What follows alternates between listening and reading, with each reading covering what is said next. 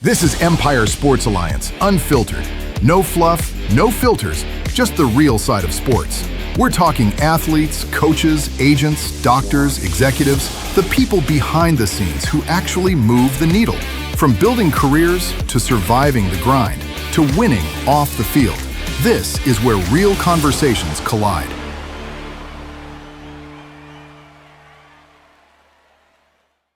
Welcome back to Empire Sports Alliance and another edition of Unfiltered. I'm Ronnie, joined by my co-host Eric here. Eric is a sports chiropractor working with elite athletes and entertainers, and I cover the wealth management side of things. Today's episode is about the USC Trojans and really one of the greatest college football dynasties ever seen, right? For that, we have a special guest joining us, Brandon Hancock, who played fullback and is a two-time national champion. So, Brandon, welcome to Empire Sports. Gentlemen, it's a real honor to be here. I really appreciate the opportunity to kind of chop it up and wax poetic with you on all things sports, entertainment, business related. I got to say, I normally wouldn't have a backdrop with a Longhorn in it, considering that the last game I played in was the Rose Bowl when the Longhorns beat our ass in the fourth quarter. So I don't know what my PR person was today to set this up. But at any rate, appreciate the glowing introduction.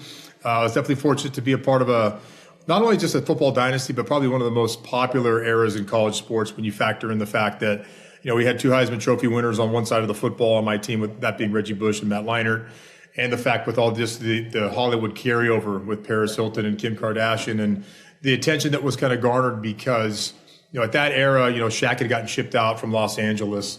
The Kings and Anaheim Ducks were non-starters. Baseball was down. So not only was it a really unique time when we were able to rattle off 33 consecutive victories, which is almost unheard of, but also to be in the epicenter of entertainment and marketing and basically the limelight. I think it's going to be a really hard pressed issue to find another team that can kind of raise to that level again, especially when your head coach, being Pete Carroll, was more or less a celebrity in and of itself. I think I always used to have a joke that that guy would actually pull more girls on campus than Matt could because he was just the Adonis silver fox with the magic touch.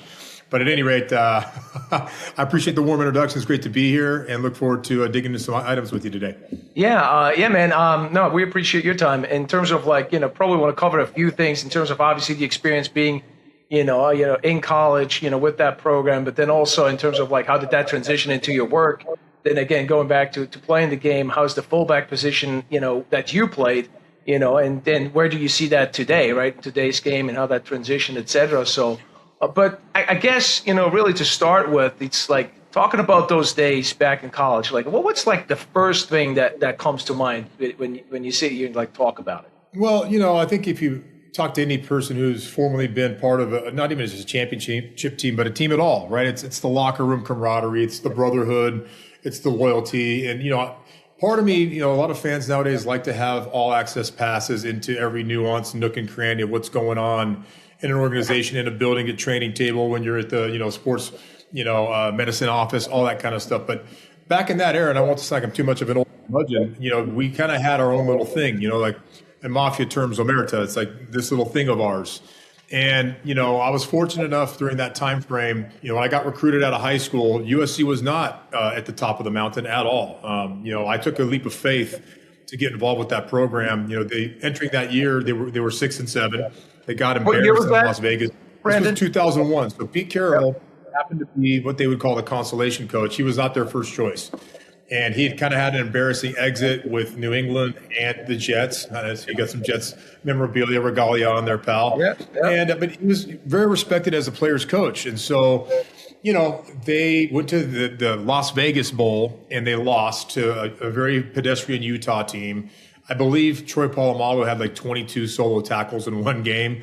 So I was like, man, this guy's pretty special. And, Carson just had never had an opportunity to have continuity with any offensive coordinator. Paul Hackett was a disaster.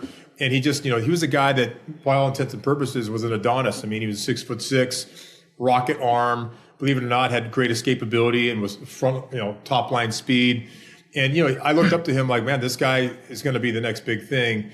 And so, I had actually committed to Stanford initially. I grew up in Central California, so obviously, it's kind of equidistant to be at USC versus Stanford. And, my mother didn't have a lot of money to be able to travel to games outside of state. So once I whittled it down to, hey, listen, I'm going to be playing football in California, it came down to those two schools. And, truth be told, Stanford made the best choice, made the best sense for me. I was a 4.0 student in high school, valedictorian. My dad was an attorney. It was kind of his dream vicariously through me to have his son go and be at a school like that. When you think of institutions of that caliber, you're talking Duke, you're talking Stanford, you're talking Ivy League type of brain power in academia that you can roll with, but still have a chance to win a national title. And I remember they were 9-3 that season. Stanford was. They'd played in a Rose Bowl. And so early enough, I had committed with Tyrone Willingham to go to that particular school. It wasn't until, Pete came into the scene, right? And he was untested and unproven. But, I kind of made a calendar of what I was going to do throughout the summer. And my last stop on my little tour de force, I went to Notre Dame, went to UT, met with Mac Brown and Shanahan and all those guys. But I had one more stop to make, and I was kind of a man of my word. At least I said I was at that time. So I told Tyrone, I said, listen, man, I'll be here in the fall. He offered me a scholarship at a camp. And I said, I'm your man. They used to have a big, they run a lot of two-back I formation type of formations back in their offense. They had a bunch of big white fullbacks, guys like John Ritchie and Casey Sherman, a bunch of dudes. And so I said, this is going to be a good fit for me. However, same thing happens. I go down and enter Pete Carroll, right? And, a couple plays into the camp, a little one-on-one isolation routes against linebackers to the house. He's like, Bill, Brandon, come up to my office. We got to talk. And, he went into this full 45-minute soliloquy or dissertation, whatever you want to call it. And he'd done his homework on me. He said, hey, listen, I know your uncle's a big-time CPA and he works in Van Nuys. And he does a lot of stuff in the entertainment industry, managing books for guys like Kelsey Grammer and all these stars. He said, listen, I know your grandmother lives here. I know your girlfriend from high school is playing soccer at Long Beach State. Don't you want to still, get up on that a little more? I said, so at any rate, the level of presentation that he brought to the forefront told me that he was serious. And he said, listen, if you come here, you're going to be the first domino to fall and people are going to follow you. I was fortunate enough to be in Sports Illustrated. They did like a 6-month expose where they followed me to my high school prom. They went to my graduation. They followed me to my first day of class. And so at any rate, he was right. A lot of guys from Long Beach Poly ended up signing up after that. And then, the following year, it was Lendell White and Reggie Bush, and away we went. So the way the story went was, when I got there, we go 11-2. Carson Palmer finds his stride, wins the Heisman Trophy. And then following year, 12-1, 13-0, 12-1. We were at the time, Pac-10 champions every single season. And we played in 3 national championships, won 2 out of 3. So there was a pretty good decision I made. And my funny little one-liner I always say is, 9 out of 10 women in California are hot. The 10th one goes to Stanford. So that was an automatic wake-up call. So how was the culture like during that time in terms of obviously, again, you were the first owner of the fall, but, how was it internally within that locker room? Well, the one thing about Pete, which, I hate to say, if we had this conversation a year ago, it'd probably have a little bit different tenor to it. But, his whole thesis on life is just about competition. And, the whole rule of thumb is, the depth chart is never set in stone, it's set in sand, right? So you have to come to work every single day and outperform the guy who's nipping at your heels to come and take your job. And when it comes to just, not to get ahead here, but transferring the skills that work on the gridiron or on the football field, you can take those same tenets or philosophical principles, you attribute those into the way you approach your day-to-day grind, no matter what you do. I mean, you could be a software engineer, you could work in sales, you could be a surgeon, you could be an attorney. If you have that fire to continue to compete against yourself each and every day and get a little bit better each and every day, most of these people tend to rise to the top, and you start picking up people along the way that share that like-minded mentality, and it becomes a force multiplier. When it's a magnetic pull to kind of extrapolate, cream at the crop, and then have them rise with you. So, as far as what it was like, during that time in college, again, I kind of felt like a fish out of water. I was a kid from, they call it Fresneck, not Fresno, kind of the California rednecks. In the middle of the state, everybody thinks you're going to come in with a 6-shooter and riding in on a bull. So, I got a little bit of hazing on that front, but you quickly kind of, assimilate into the fray, right? And all of a sudden, the people you used to look at like superstars are guys that are sitting right next to you in your locker room, and you're going to class with, and you're having a beer with at the 9-0 after fall camp ends and things like that. So it was a little bit of a culture shock initially to be thrust and kind of be a big fish in a little pond to be, a guppy in a sea of talent. And so, but like anything else, man, you have to use that motivation to kind of find ways to fire yourself up to ascend, to be a bigger fish, if you will. So I will say this, it was the most fun I've ever had in any period of my life. So many good relationships that to this day remain as strong as ever. And, it's hard to say that, Eric and Ronnie, that, when you go to a company, people ebb and flow and they want to go to the next shiny object over here. And we can talk about NIL in a little bit too, and how that's kind of, this deteriorated the moral fabric and the loyalty in college football. But time and place, there's nowhere better to be. And one of my big decisions when I was choosing schools, and I did do a lot of homework, Time Magazine had USC as the number one institution in America. And that goes for everything. Harvard, Yale, you name it. They took into account several different factors. Number one, the athletic prowess, because that factors into the experience of any kid at school. If you go to college and your team is in the bottom of the division every single year and there's no bowl games, Saturdays aren't that fun. The fraternity rows aren't as fun. When you're winning and you're winning on that scale, everything is amplified and it's so much better. New buildings are getting constructed. You're getting more athletes. Now people that were track athletes that were going to go to UCLA are coming to USC because they want to win a gold medal and be a Trojan instead. So it was just a time when, not only were you getting seasoned by the best athletes to make you a better, alpha dominant player on the field, but even in the classroom, you had some of the brightest minds from all over the world in various subjects, and just to be around those people and the speakers we brought in, to teach us on various topics. I mean, these are elite people that changed the world. And so never took that for granted, never missed a day of class. I just love to soak it up every second of it. And that, I think, in a big way is what's kind of get me in a position in life to be able to have a game plan, set goals, know the right way to build a team around you to achieve those goals. And then once you achieve one, look to the next one to continue to climb. It's interesting because, I worked with the Dodgers for 5 years. So being in that training room, it's like a brotherhood in a sense. But when you were in school, when all of us were in school at the same time, unfortunately, side note, I did go to University of Arizona. We were the only school in the Pac-10 and never go to the Rose Bowl.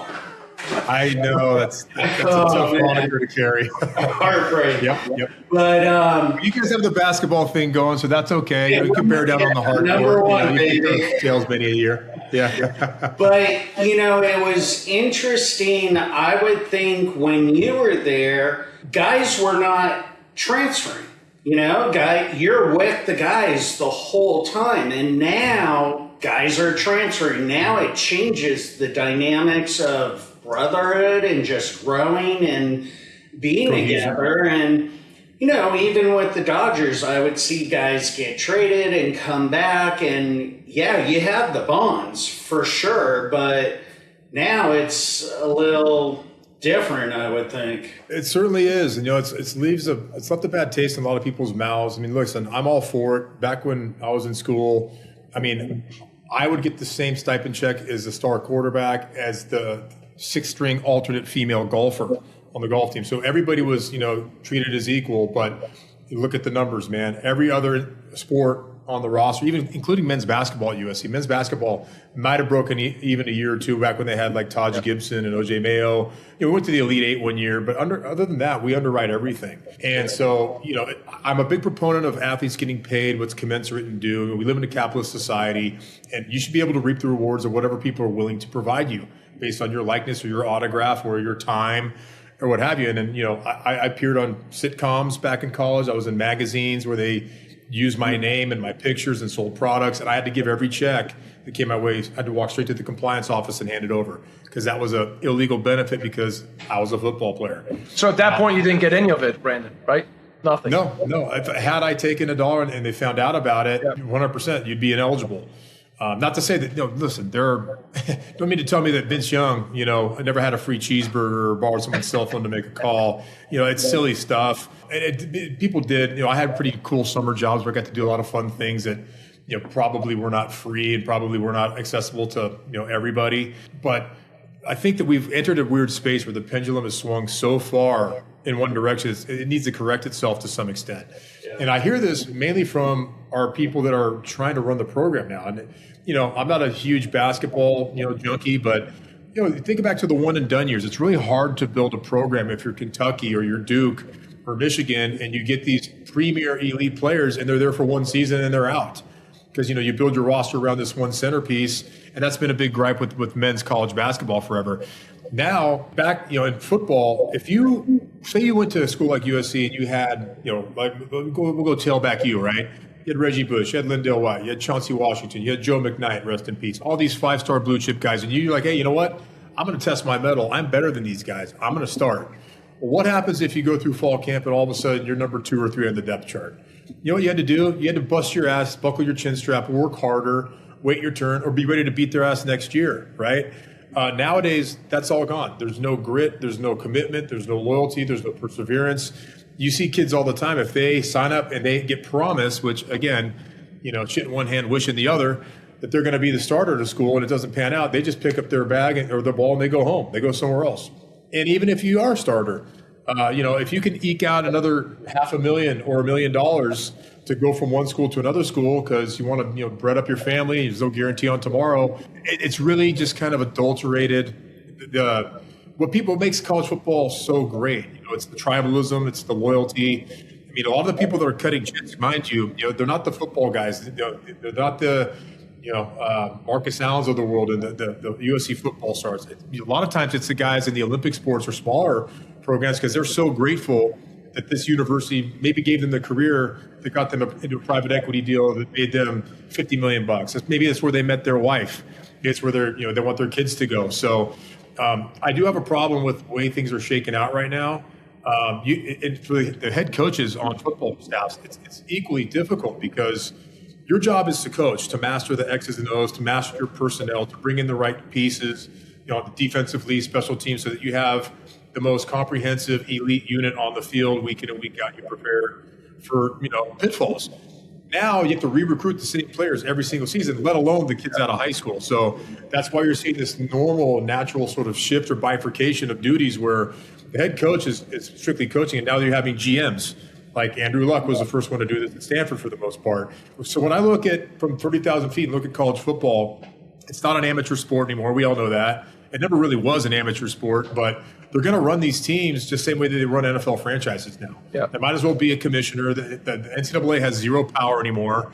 And it's a whole new kit and caboodle. I think, some people from my generation, maybe even behind me, they're loyalists. They don't like to see what's happening, but there is some good that can come out of it too. But we're just kind of in a weird place, purgatory, if you will, gray area where it's still the wild, wild west. And we don't really have a definitive solution on how this is really all going to pan out and be the best for the institution, the alumni, the student athletes themselves, and everybody else involved. Any suggestions on your end in terms of what you think could be a potential solution? Man, that's above my pay grade. I'm fortunate enough I get to spend some time with our athletic director, and she's done a great job. She came from Washington, Jen Cohen, and they were a national championship product up there with Michael Penix. He came down here and, had a lot to do with kind of getting Lincoln Riley and our recruiting back up. We're number one by most metrics the last couple of years. We've had the number one recruiting class, but then that kind of goes to show too that I think there's too much distraction. Now every single kid, they want to have their own brand. They want to have their trademarks. They are focused on their followers as opposed to the things that you talked about, Eric, right?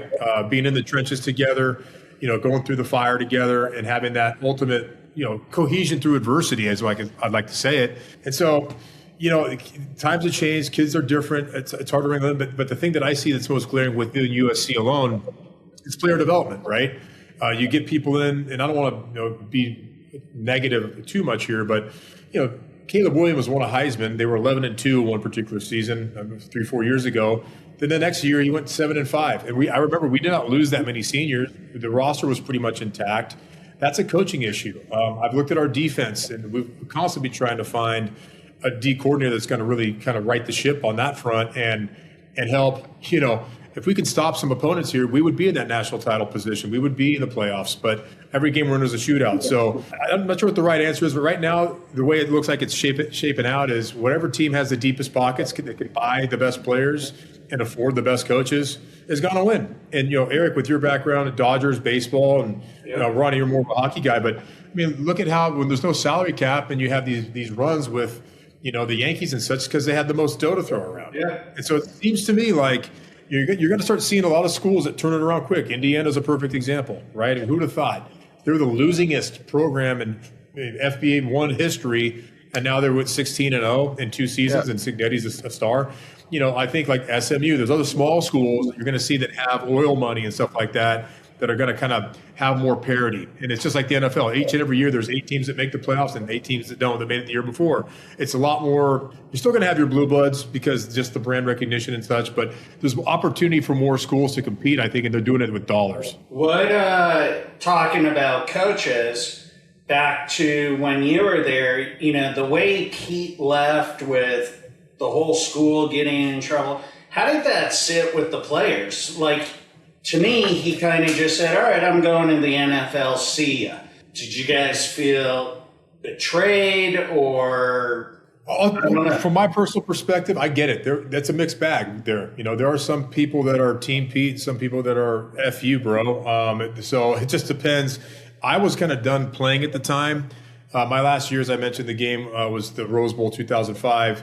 But I was still in broadcast media for 7-8 seasons after that. So I was at least one practice a week. I was at every game. I was on the sideline, in the locker room. I knew all these guys. They were teammates of mine, and some people were a little jaded. But at the end of the day, if you look at it from Pete's perspective, it's like, hey, he smelled the smoke before he felt the fire. And I will say that I don't think he was 100% culpable in what went down with the whole Reggie situation. I mean, the sanctions they levied upon us have not.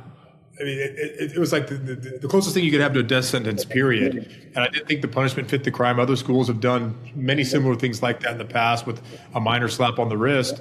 But Pete saw an opportunity. He took it, and I'm happy for him. He went into the league and in 2 years won a Super Bowl with a roster that he didn't think was worth a shit. But his brand and style worked in that situation.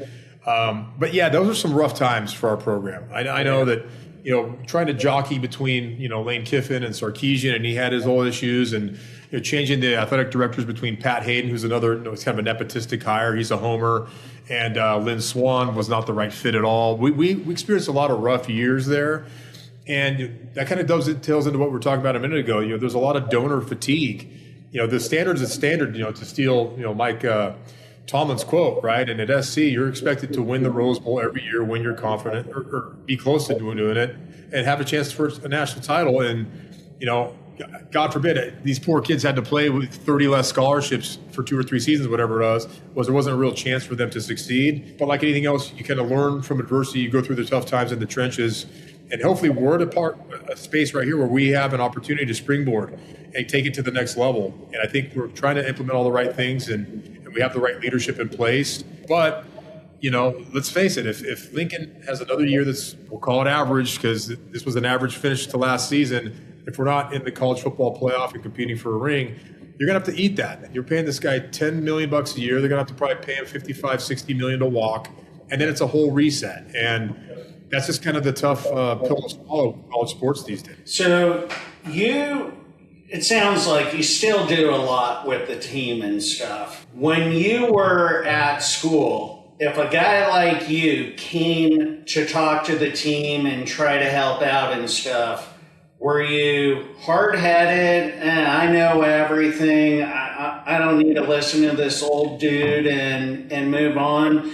Do you have would you have done anything differently, any regrets the way you did things, or what would you have changed? It's funny you say that, and one of the big decisions I made, I wouldn't call it a regret, but it changed a lot of people's perspective and opinions. I remember when Carson won the Heisman, he was the number 1 overall draft pick right after that, right? Went to the Cincinnati Bengals, shittiest team in the league, and he came back that following year. And he came and talked to us in fall camp, and he literally just told everybody, he's like, listen, guys, he said, I'm 1 year out of the system here. And he's like, just stay here as long as you can. this is a dude who literally just signed a $75 million guaranteed check, had a beautiful wife that he married in college. His wife's name is Shay. She was a soccer player. He just said, things are so different. He's like, back when I was at USC, he lived in a house with his wide receiver, Kerry Colbert, who's now the Denver Broncos wide receiver coach, Malifo McKenzie, who was a fullback who mentored me, who played for the Patriots for a little bit, now is like a fire captain. Norm, the fact that I even know these guys' names, and they were seniors and I was just a scrub freshman, it just goes to show like how special those times were to him. And Leinart heard that, I heard that, and I was healthy that year. I was a junior. I had an opportunity to go to the combine and leave early. I had sports agents calling me left and right. Everybody from Gary Uberstein at Premier Sports to David Dunn, at Athletes. I mean, you name it. But we kind of all looked at each other like, man, if this guy can say that, he's like, the money will be there. Obviously, at the time they had the Lloyd's of London insurance policies and whatnot. It was kind of becoming new. But like Leinart decided to come back and play. He probably dropped from being a number 1 overall pick to drop to number 10 because his last year it wasn't as illustrious as it was the first. He had more picks or whatever it was. So that's kind of two-part answer to your question. I did listen to everybody that came back. Any alumni individual that came back, from the Ronnie Lotts or the Junior Seaus or guys like Anthony Munoz, these are Hall of Fame type of guys that are all speckled across our walls and all of our weight rooms and beyond. You don't just take that stuff with a grain of salt. And that one, I ended up coming back, and then I got hurt, and that was kind of where I called it. Said no more football for me. And at the end of the day, I don't regret it at all. To be honest with you, people ask that all the time. I ended up going into TV and radio. Actually became more popular there because obviously if you're a fullback, you got a face mask on and you're at the bottom of your pile. You're not getting as many cat calls as you are if you're on primetime television on Saturday night ABC. But money's money. You can always make it up later. My body went through the ringer in a big way too, guys. I think from my freshman year just in college to my senior year, had nine surgical operations, 2 ACL reconstructions, 3 scopes, wrist. I broke my C7 vertebra, torn pec.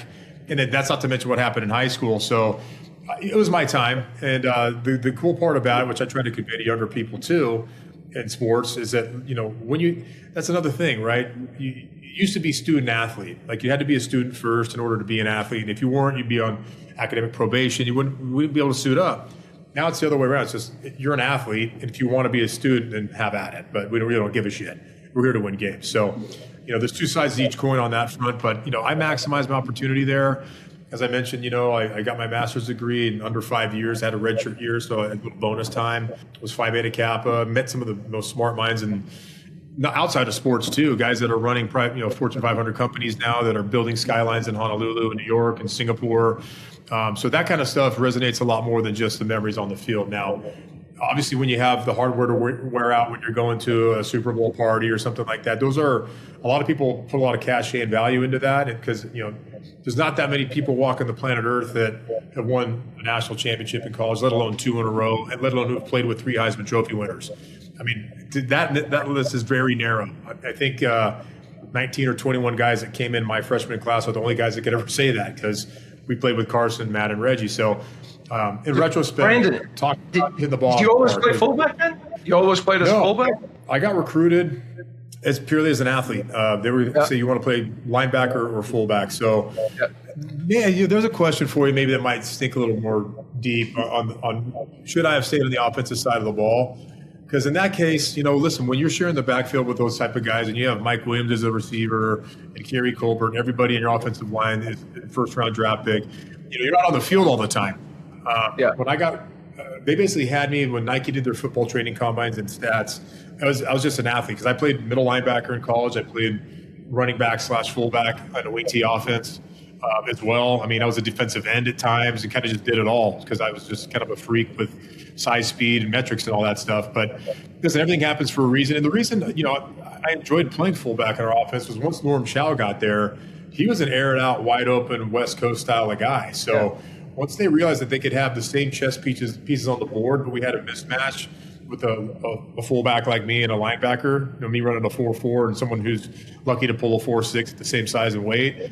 We do all kinds of creative things to, if it's third down into the boundary and it's man coverage, we're going to hit a wheel route to the house, 50-yard touchdown reception, et cetera. So I can't remember the saying anyway, he who looks in the rear view is 20/20, whatever it is.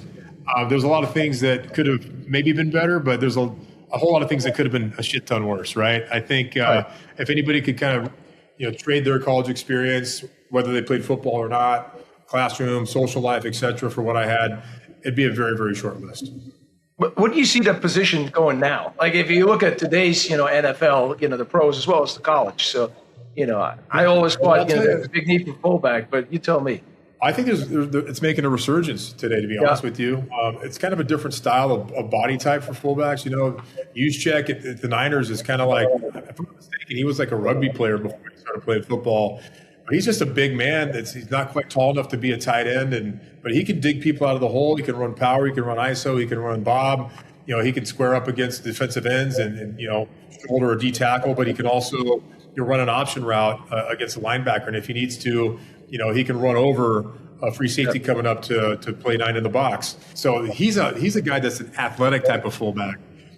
Back in the day when I grew up, I used to train with Lorenzo Neal, who's from Fresno State. And pound for pound, and for the job description back then, there's nobody better than he ever was. I mean, he was probably 5'10", 5'11". I think he did 225 on the bench like 55 times. He was a boxer. I mean, the dude was just a brick shit house, cannonball. And he didn't have great hands, wasn't fast, but every single tailback that ran behind him, I'm talking Warwick Dunn with Tampa Bay and LaDainian Tomlinson, they're all 1,000-yard rushers every single season. No one hit harder than him. Low man always wins. He was a really low cut, low center of gravity guy that would light your tits on fire every time. So that was a guy I looked up to a lot. Then you have, before that, you had John Rathman for the Niners. You had Moose Johnson, who was, I think when he started playing was 6'6", and now he's like 6'2", because just, his vertebrae just got so accordion bent for all those years of high-speed collisions. But yeah, nowadays you're looking for guys.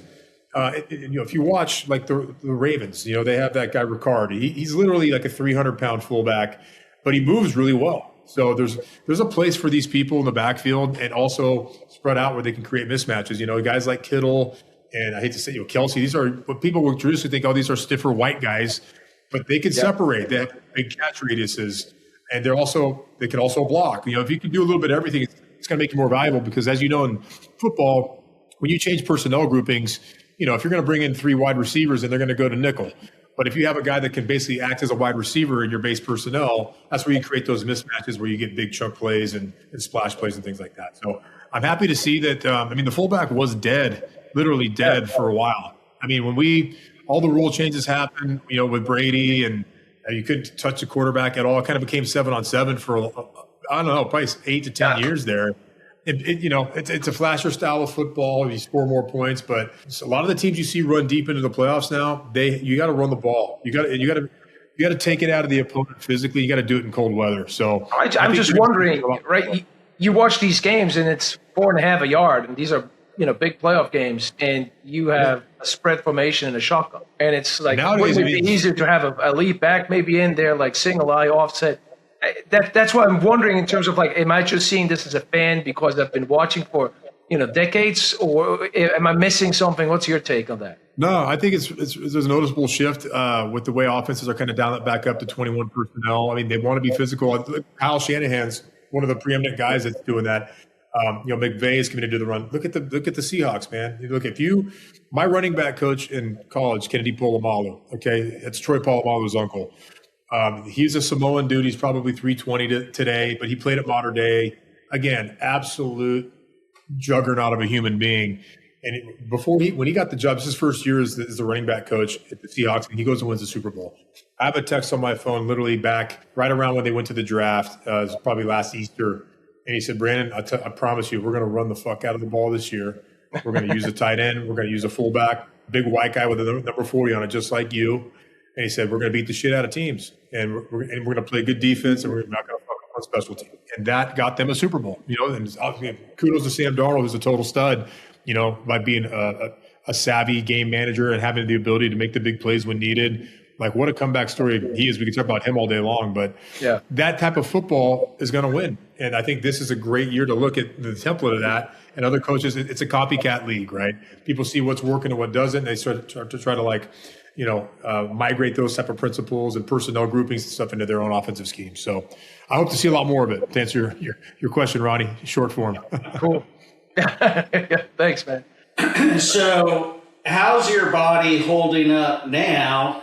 And what did you do while you were playing? And did you get the help you needed? Or did you keep your mouth shut because you didn't want to sit for a game, so you dealt with it? I'm really glad you asked the question, Doc, because, as a chiropractor, I lived as much as I possibly could, in the sports medicine, on the training tables in there. Anytime I had a chance to get massaged or, use the high-priced machines or have a transdermal electroneural stimulation done to break up scar tissue, I would. But again, it's gotten so much more advanced from a technological perspective now. These guys have lockers that literally have those, $3,000 massage chairs in them, so they could be studying and getting rolfed out in their neck. But there's some component where, dude, you got to shut your mouth and play. I never came out of a game for concussion. I guarantee you I had many. Vividly remember just my freshman year, we're playing Auburn, and it's 88,000 people in the Coliseum. They were highly ranked, and Carson was coming off, his soon-to-be huge year. And I was on, as a freshman, you got to earn your stripes, right? You have to play on special teams. It doesn't matter. Otherwise, you're a pussy, right? So I was on kickoff return. And I remember Carlos Dansby, who played like 13, 14 years in the league. He's a middle linebacker, spent a lot of time with the Cardinals, but, guy's a beast. And probably 6'5", 265. And, it was my first play from scrimmage in college football in that environment, adrenaline through the roof. And we went full speed and just cracked into each other, and we both hit the ground, and he was like laughing, and I was like, holy shit, dude, this doesn't feel like Clovis West anymore. That hurt. Like, that really hurt. And he made a comment like, welcome to college football, bitch, because these guys knew who I was from the whole magazine thing, so I kind of had a target on me. And now we got the ball, and I was a wedge setter. He was a wedge buster. And I think I went out one play and I was like, damn, dude, my right eye is not working. It's just like when you have a migraine, you have that aura, right? So you can only see purple and fuzz over here. And I kind of got like half a vision, a window over here. And then it was like 2nd and 4 or 2nd and 7 or something. I can't remember what it was. And I get called in we're going to run an 826 FGO or something. So it's basically like where we fake a power. I slip the D in and I catch a little flat route. And I just remember I'm rolling to my right, and in the Coliseum too. This was an afternoon game. So it's probably around 3:30, 4 o'clock. So the sun's starting to come down right over the lip. So the sun's beating right in your face. And I just kind of hit my mark, and I did my steps, and I literally couldn't see, and my head was ringing. I threw my hands out, and the ball just hit my hands and caught it. It was the first catch of my college career, and it was a first down. That's because Carson just put it where it's supposed to be. But I literally was concussed that whole series. And didn't know, so that's just one of many. There was another time, we were playing Notre Dame, same season, and I tattooed a guy, didn't even see me coming, and I cross-bodied him, and, this is probably like a third-string defensive end that's like 295, club-footed, just running like an ogre. Like, no one cares if he's just there to create a traffic accident. And I blew him up and knocked him. He was out. He had to get carried off the field. But then I was face down, like doing the fish out of water flutter thing too, because we both were concussed.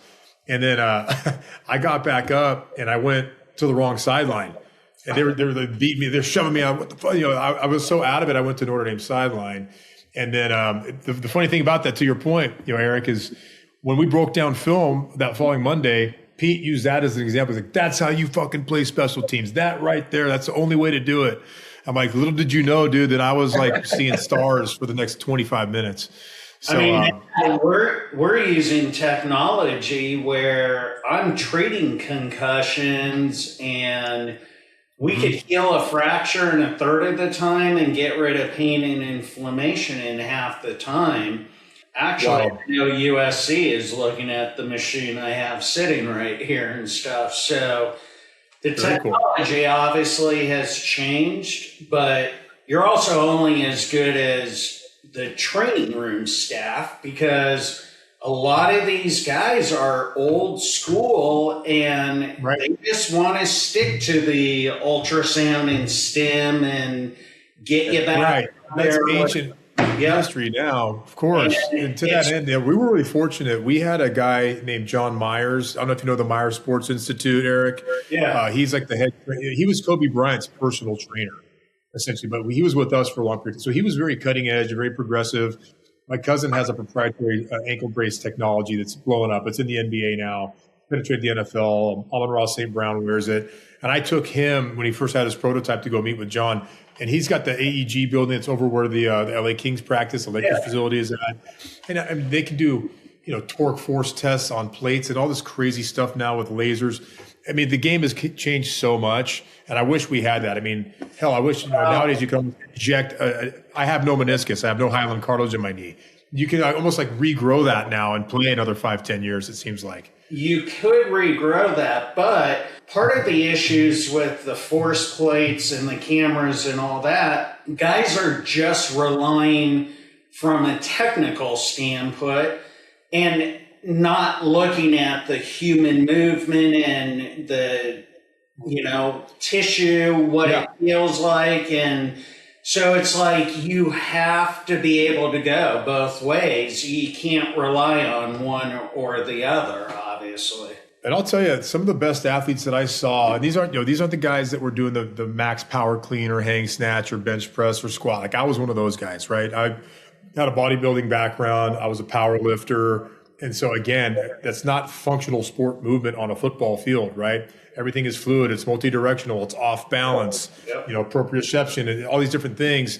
But, guys like Troy Polamalu and others that, had elite levels of spatial awareness and change of direction and flexibility and muscle, and stamina, all that. I mean, they would always be doing things on a ball or on, something where, it had to tie in all your synergistic muscle groupings, right? Your core. It was never flat-footed. You'd be like, man, they look like Cirque du Soleil type of people, and they're doing, windmills with their legs and stuff. But when you think about it, it's much more applicable to what you're doing. I mean, bench press, the only time you bench press is linemen care about it because it's when you hit and shed, right? Yeah. Other than that, who gives a shit? You're not doing that movement. So you're not doing that movement, right? Yeah. You're not at all. So, thankfully, you asked the question, Eric, like my body feels good. Trust me, I can't go run a half a marathon. My knee would blow up with edema and I'd be effed for weeks to come. I do a lot of, again, range of motion type of stuff. Getting in the water is always really great. It's multi-directional. It's all concentric muscle contraction. So you'll get a lot of that laughter. Yeah. And so, the more that I'm around the younger generation of athletes and these new training rooms and such, like I'm sure you have a whole arsenal of cool machines back there, but you really got to invest the time because you see the elite top of the line, that guys like LeBron spend $1 million a year plus probably just on uptake of their body and maintenance. And that's why the guys, what is he, 41 now, and still could be dominant when he needs to be in the league. It's wildly out of control. So, it is, but talking more things.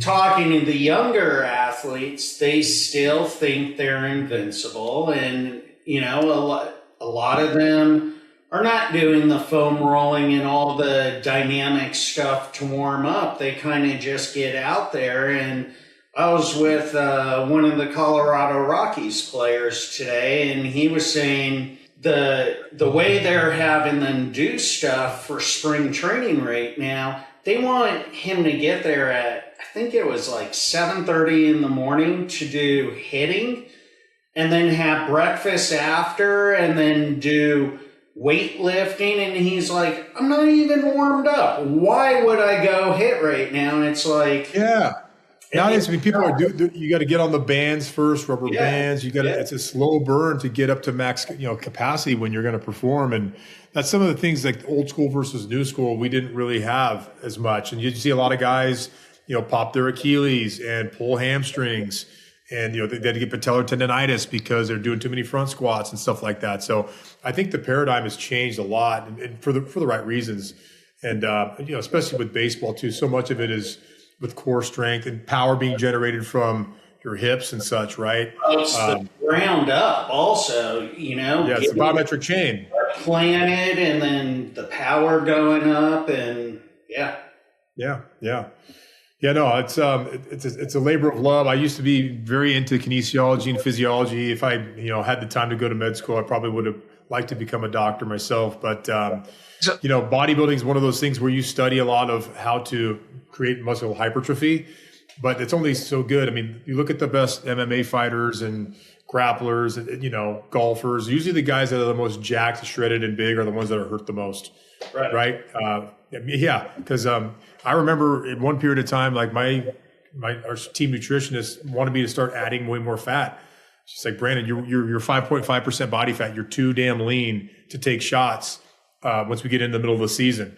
And sure as shit, man, you take one, because always going to hit me up top back then. They would always take my legs out if I was charging downfield. And, I got hit in the thigh one time, and literally it created a calcified. I had a knot that was so deep. Yeah. You know what I'm talking about, Eric? Yeah. When you have to get in there, and if you don't break that stuff up, it actually it'll create a muscle defect. And I couldn't function well for 2-3 weeks after that, with full range of motion in the middle of my quad. So, whatever looks best on paper isn't always what's going to be best on the playing field. Hey guys, so let's shift gears here for a quick second. Obviously, in terms of all the sports background that you have, playing at that high level, and again, you've shifted over to the business side of things. I know, again, obviously you can talk a little bit about your business, but also I know you've done radio, and most recently, I think you were part of a show there on Prime Video. Want to talk a little bit about that, Brandon? Yeah. It seems to be the talk of the town lately. The broadcasting career was great. I did it for a number of years, almost a decade, and then I got into wealth management, and I'll fast forward to kind of what I'm doing now. But yeah, it was kind of a unique throwback. One of my good teammates,